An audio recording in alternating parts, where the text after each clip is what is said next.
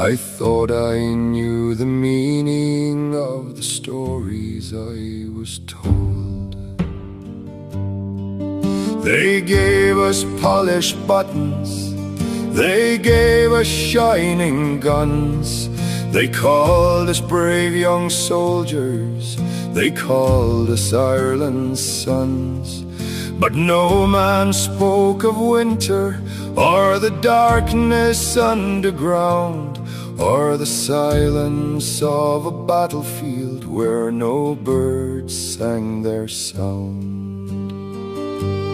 And I wrote one final letter in the candle's dying light, to tell my dear old mother that I made it through the night.